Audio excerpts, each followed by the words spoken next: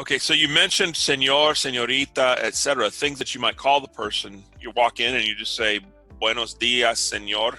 Mm-hmm. If we already know their name and information, will we just maybe go buenos dias, señor, and then use their surnames, their apellido? First of all, let's go back to the senora and señorita.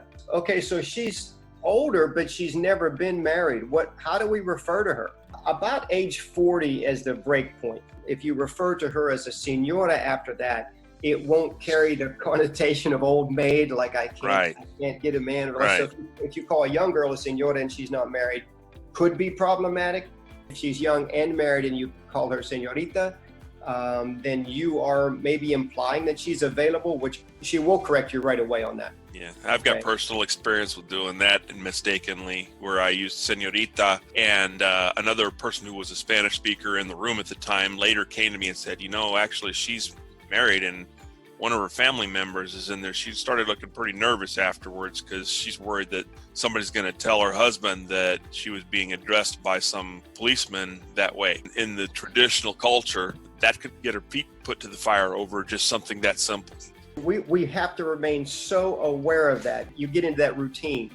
And when you go into that interview, everything should be open until you find out, hey, where are you from? Hey, are you married? Are you, right? Like we ask those questions so that all that is off the table now. We understand that they're from a certain country. We won't mess that up. We understand their civil status. We won't trip in that. Now, to continue on with one other term people may have heard, don and doña. Yeah, how common are the usages of those in your opinion? I only ever saw don used once.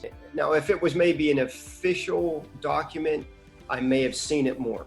But when we're talking about an email correspondence, it was more of a conversational. But the term don is used with the person's first name. So instead of señor alentado, it sets boundaries, right? Mm-hmm. Like I'm referring to you in a respectful manner. Respectful, yes. We start out with that term. So don and the use of the first name brings you one step closer in many ways to that person. Slightly more familiar without getting too crazy, yes? Without going to the to form. Right. That's something that you should know. In my personal experience, having grown up in Arizona, occasionally people called a person that was older, a friend of one of my family members who was in his upper 70s. When they spoke to him, he was Don Miguel. They used his first name because there was a degree of familiarity. They knew him, but they didn't just call him Miguel as a means of showing respect. He was Don Miguel. In my own field experience, if people were doing that with somebody, I fell in line with it. Didn't happen very often. I certainly tried to roll with what was going on and kind of grease the wheels, if you will, in the social context. And again, it's having the knowledge. So when you hear it, you can apply as required. Sure. Now, moving over to the term doña, and keeping in mind that it draws you closer to that person, avoid that Right. term. In particular, in front of that person's significant other. Yes.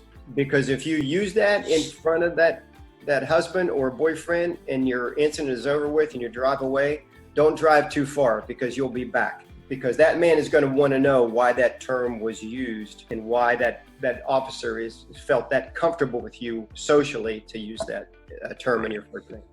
Yeah, and we'll be talking a little bit about why it is that men in the traditional Latino culture have certain behaviors towards females.